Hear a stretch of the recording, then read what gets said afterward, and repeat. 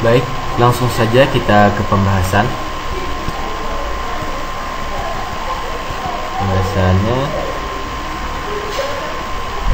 Ya, jadi di dalam makalah kami akan menyampaikan beberapa poin-poin penting ya. Ini ada daftar isinya, di mana nanti kita dalam pembahasan ada mengenai terapan integral dalam bidang sains dan rekayasa, persoalan integrasi numerik, baik itu metode-metodenya, kemudian juga kaidah-kaidahnya. Ada banyak sekali. Nah, jadi dalam makalah kami akan mencoba untuk memaparkan persoalan apa saja yang ada di dalam integrasi numerik ini. Kemudian apa saja metode yang digunakan dalam integrasi numerik, dan apa saja macam-macam kaidah dalam integrasi numerik. Itu adalah rumusan masalah dari makalah yang kami buat. Langsung masuk ke pembahasan. Ya, masuk ke pembahasan.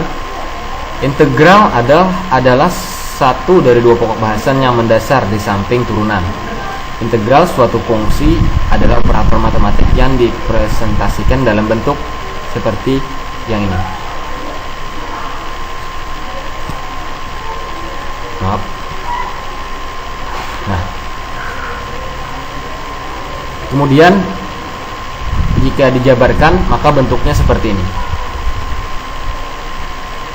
Nah, kalau kita kaitkan dengan contoh, dengan fx adalah integral dari fx demikian sehingga f aksen x sama dengan fx. Untuk contohnya, misalnya integral x kuadrat dx dengan selang 0 sampai 3. Integral dari x kuadrat adalah sepertiga x pangkat 3. Kemudian kita masukkan selangnya dan menghasilkan 9. Nah, soal-soal seperti ini bisa dibilang adalah soal mudah dalam sebuah integral. Suatu saat kita akan menemukan beberapa soal yang mungkin akan sulit untuk kita kerjakan secara analitik, sehingga kita memerlukan metode numerik.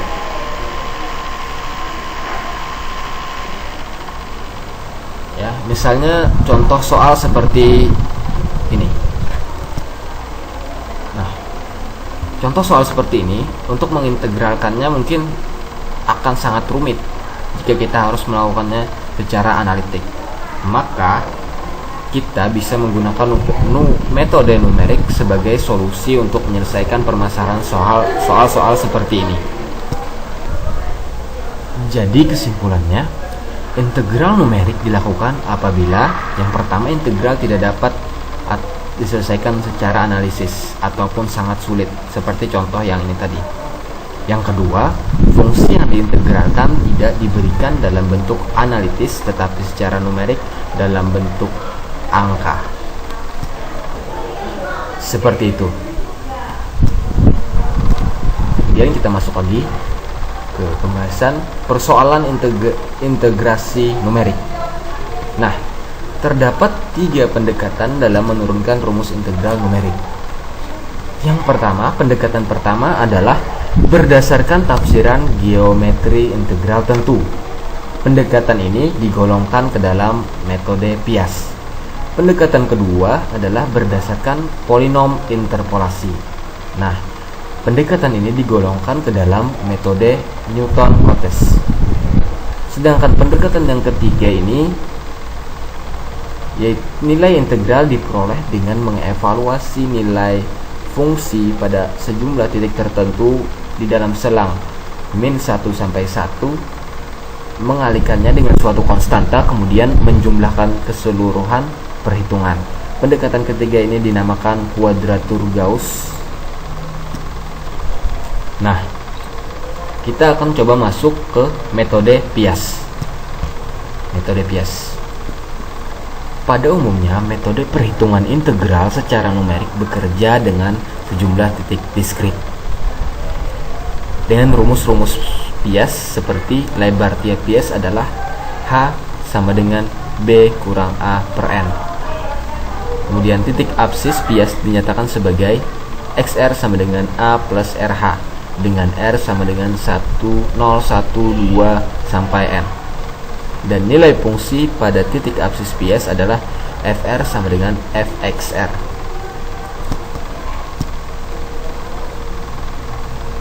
Kemudian di dalam metode PS ini terdapat beberapa kaidah. Kaidah integrasi numerik yang dapat diturunkan dengan metode PS adalah: yang pertama, kita akan membahas tentang kaidah segi empat. Yang kedua, kita akan membahas tentang kaidah trapesium. Dan yang ketiga, kita akan membahas tentang kaidah titik tengah. Baik, kita akan coba masuk ke kaidah yang pertama, yaitu kaidah segi empat. Nah, pandang sebuah PS berbentuk segi empat, berbentuk 4 persegi panjang dari X sama dengan X0 sampai X sama dengan X1 seperti gambar 6.2 berikut ini. Luas satu PS adalah integral fx dx dengan selang dari X0 sampai X1. Nilai ini akan dihampiri oleh H fx0. Dan selanjutnya, tinggi PS dengan integral fx dx dari selang X0 sampai X1 akan dihampiri oleh H fx1. Jadi dengan kedua rumus tadi jika dijumlahkan akan mendapatkan hasil ini. Nah, atau mendapatkan hasil ini, yaitu integral fx dx X0 X1 dihampiri H/2 fx0 plus fx1. Maka persamaan ini disebut kaidah segi empat. Seperti itu. Nah, sekarang kita akan coba lihat pada penggunaan dengan menggunakan MATLAB. Kaidah segi empat pada MATLAB. Nah, jadi ini adalah pengkodingan atau kode program kaidah segi empat pada MATLAB. Masukkan persamaan, masukkan batas bawah, batas atas, dan akan tampilannya seperti ini. Yang kedua, kaidah trapesium. Pandang sebuah PS berbentuk trapesium dari X sampai X0 sampai X sama dengan X1 berikut. Ini adalah gambarnya. Gambar 6.4 ini adalah kaidah trapesium metode PS. Nah, dengan luas suatu trapesium adalah fx dx, integral fx dx dari X0 sampai X1 akan dihampiri dengan H/2 fx0 plus fx1.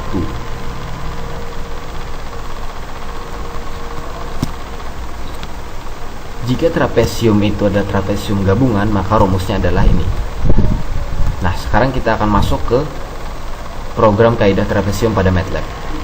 Ini adalah kode yang kita ketik pada lembar kerja MATLAB projectnya. Ini bisa dilihat. Nah, maka akan tampilannya seperti ini. Dengan masukkan batas bawahnya 0, batas atasnya 8, masukkan banyak segmen 20, akan didapat metode trapezoidnya adalah 178,88, solusi eksaknya adalah 178,6667, errornya adalah 0.21333. Dan ini adalah tampilan kurvanya. Selanjutnya kita akan masuk ke kaidah yang terakhir dari metode PS tadi, yaitu kaidah titik tengah. Pandang sebuah PS berbentuk 4 persegi panjang dari X sama dengan X0 sampai X sama dengan X1 dan titik tengah absis X sama dengan X0 plus H/2. Ini adalah gambarnya. Gambar 6.5 kaidah titik tengah. Jadi luas satu PS adalah ini, integral fx dx dari X0 sampai X1 dihampiri dengan nilai H f X0 plus H/2 dihampiri lagi dengan nilai H fx tengah 1/2. Persamaan ini dikenal dengan kaidah titik tengah. Sedang kaidah titik tengah gabungan adalah ini.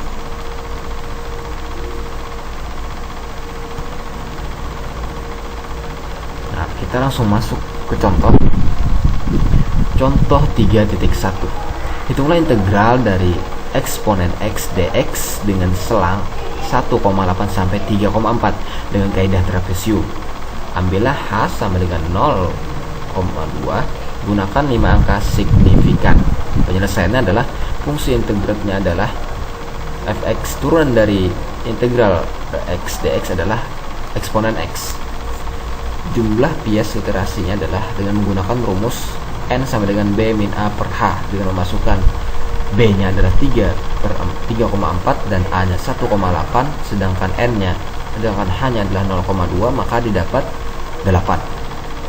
Nah, dari semua yang diketahui ini, maka akan dapat dibuat tabelnya seperti ini. xi terus bertambah dari 1,8 ditambah 0,2 menjadi 2,0, terus ditambah hingga 3,4. Karena jumlah literasinya ada 8, maka ada 8 sampai 8 literasi. Kemudian nilai integrasinya adalah dengan menggunakan seperti ini. Kita menambahkan, mensigmakan, mensum atau menambahkan semuanya, menambahkan semua unsurnya, maka didapatlah hasilnya 23.994. Nah, itu tadi penjelasan saya tentang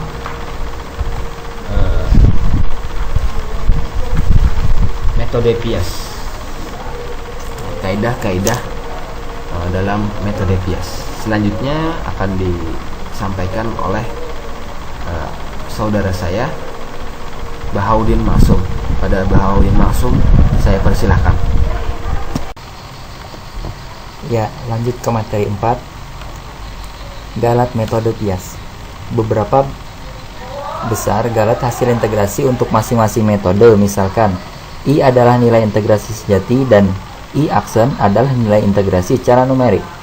Maka galat hasil integrasi numerik didefinisikan sebagai E sama dengan I dikurang I aksen. Ada beberapa galat. Yang pertama, galat kaidah trapesium.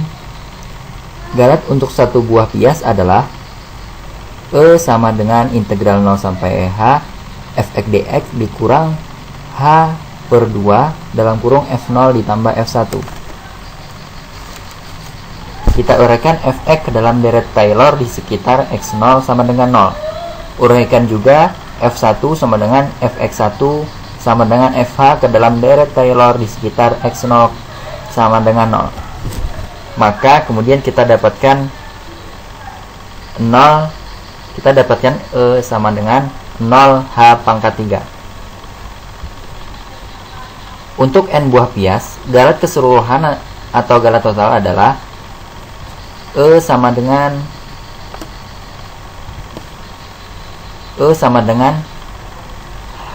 h pangkat 3 per 12 dalam kurung f0 double aksen ditambah f1 double aksen ditambah f2 sampel double aksen sampai f double ditambah fn f double aksen n min 1.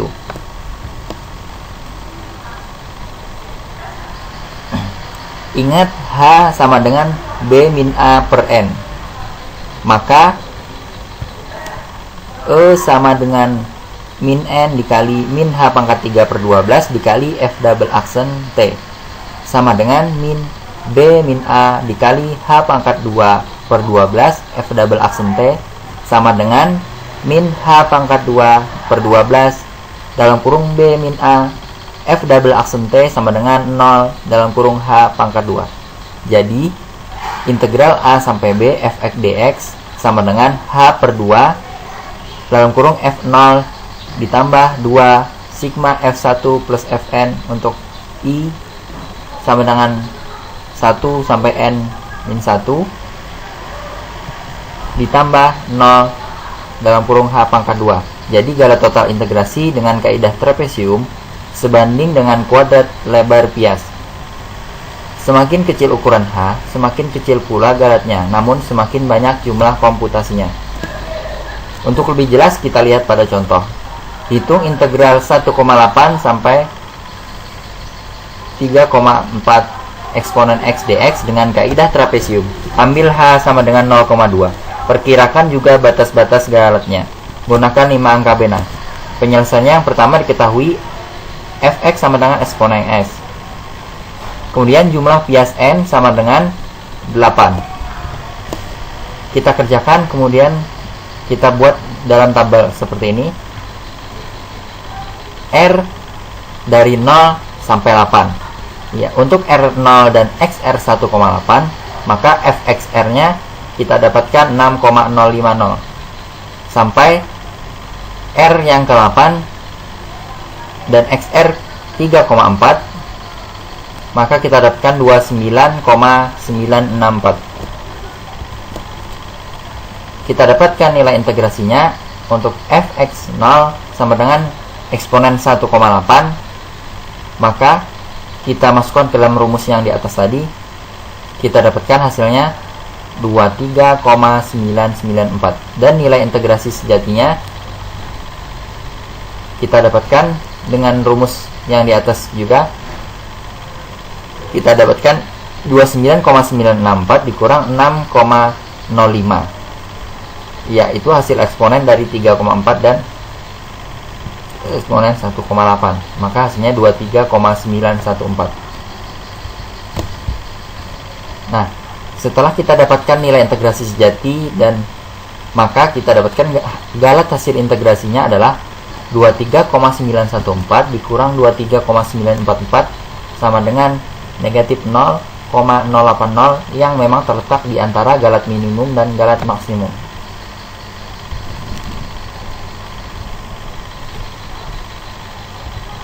Selanjutnya,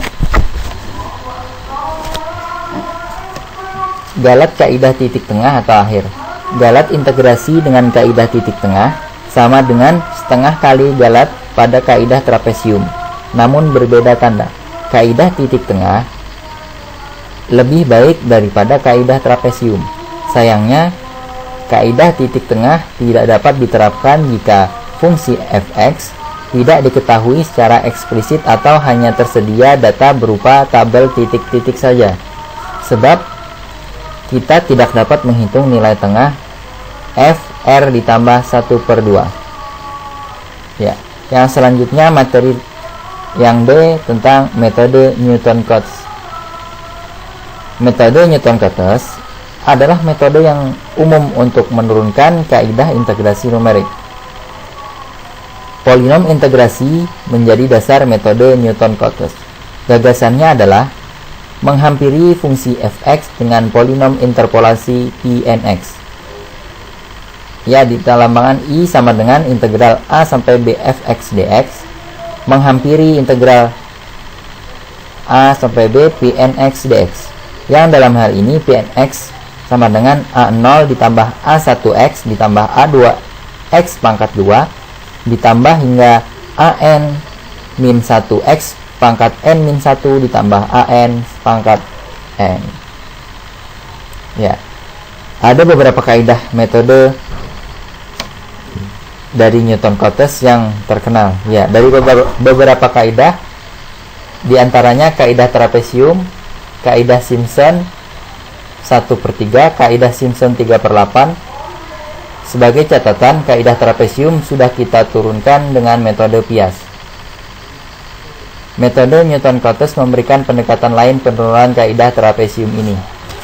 Ya, sekian materi dari saya. Adapun kaidah trapesium dan kaidah Simpson akan dijelaskan oleh penyaji selanjutnya. Terima kasih.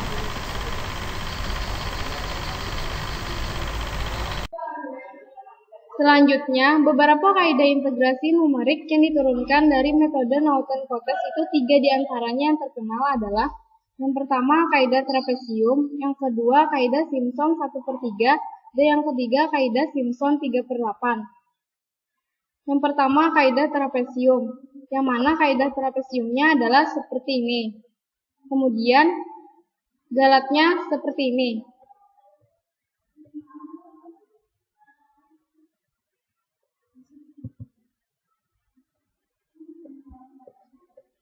galat total kaidah trapesium gabungan sudah kita turunkan juga pada metode Fias. Jadi galat integrasi dengan kaidah trapesium sebanding dengan H kuadrat. Nah, kemudian yang kedua, kaidah Simpson 1/3.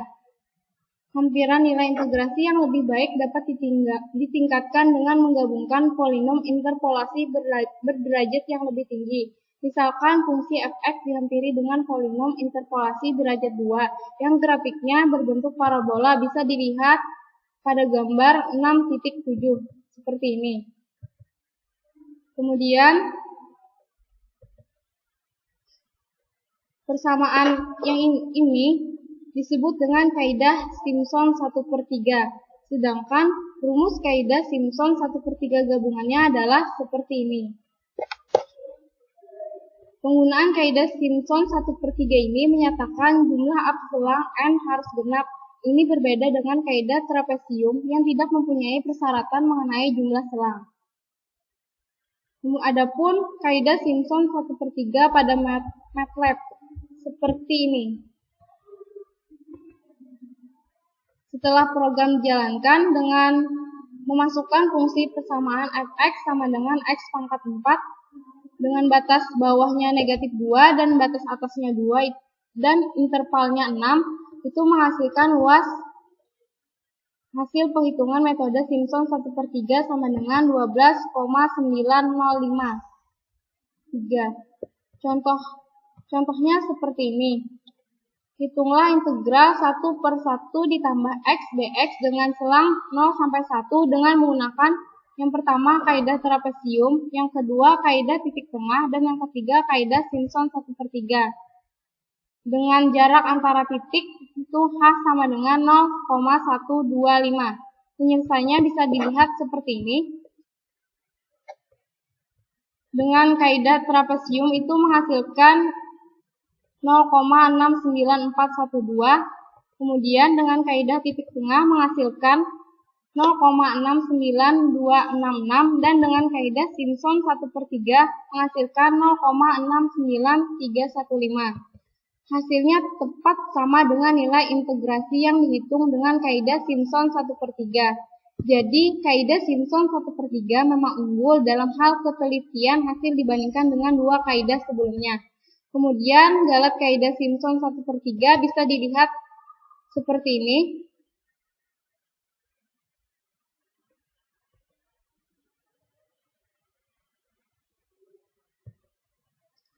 Yang ketiga, kaidah Simpson 3/8. Nah, misalkan fungsi f(x)-nya kita hampiri dengan polinom interpolasi derajat 3. Luas daerah yang dihitung sebagai hampiran nilai integrasi adalah daerah di bawah kurva parabola polinom derajat 3. Nah, bisa dilihat di gambar 6.8.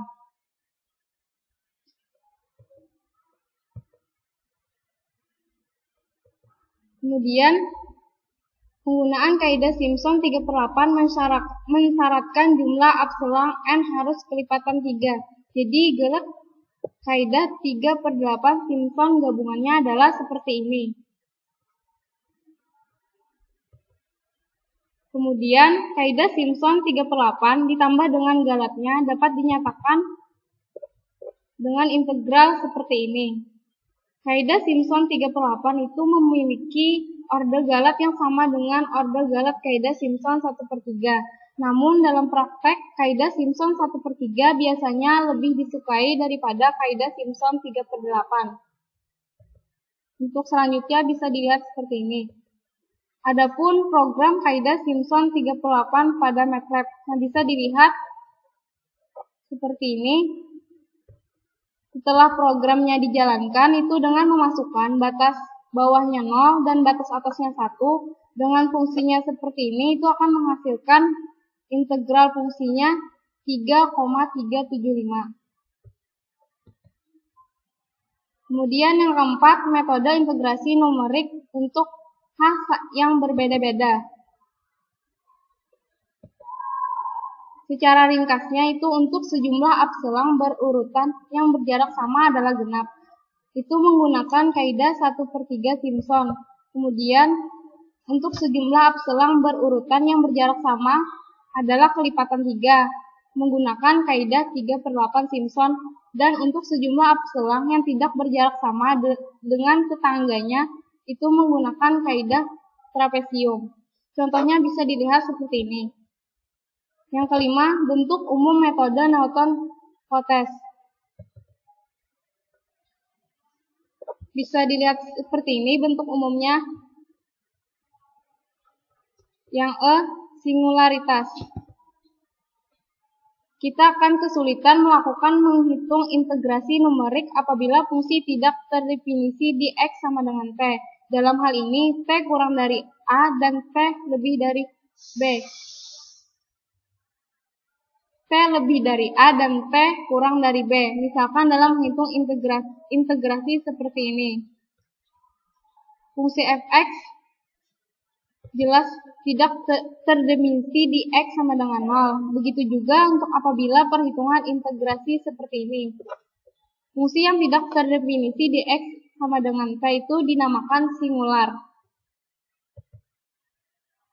Bisa dilihat seperti ini kelanjutannya.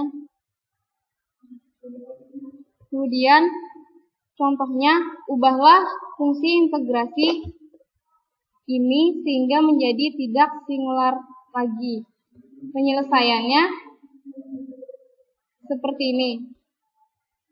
Kita misalkan X-nya sama dengan U kuadrat dan dx-nya sama dengan 2U du. Akan menghasilkan integralnya seperti ini. Yang menghasilkan tidak singular lagi. Kemudian, yang F penggunaan ekstrapolasi untuk integrasi. Misalkan IH adalah perkiraan nilai integrasi dengan jarak antara titik data adalah H kurang dari 1.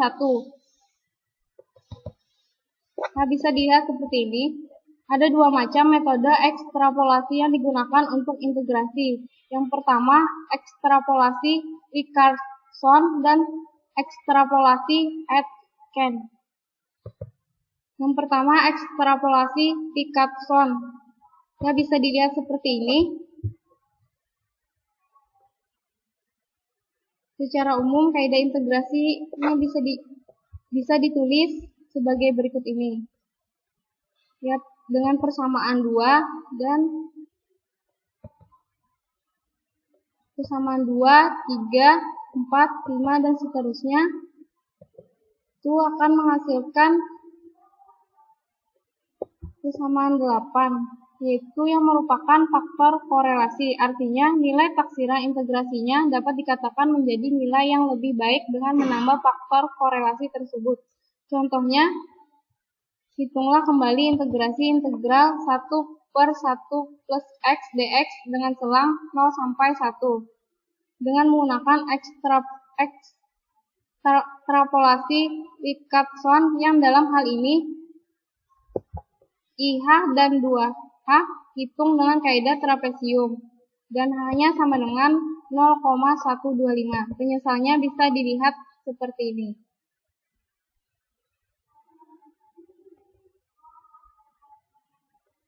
Jadi berdasarkan definisi ekstrapolasi Richardson, kaidah 1/3 Simpson adalah perkiraan integrasi yang lebih baik daripada kaidah trapesium, sebab nilai integrasi dengan ekstrapolasi Richardson sama dengan nilai integrasi yang diperoleh dengan kaidah 1/3 Simpson.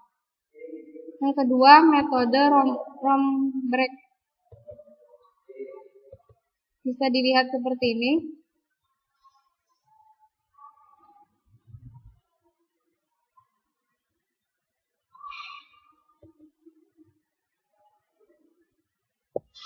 Demikian seterusnya, dari runtutan tersebut diperoleh tabel yang dinamakan dengan tabel Romberg sebagai berikut ini.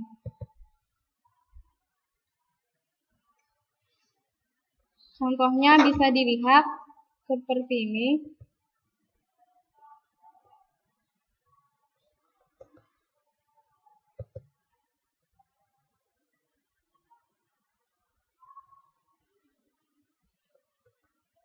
Yang akan menghasilkan tabel Romberg seperti ini. Yang ketiga, ekstrapolasi Aitken. Kita telah membahas ekstrapolasi Richardson yang dapat diringkas sebagai berikut ini.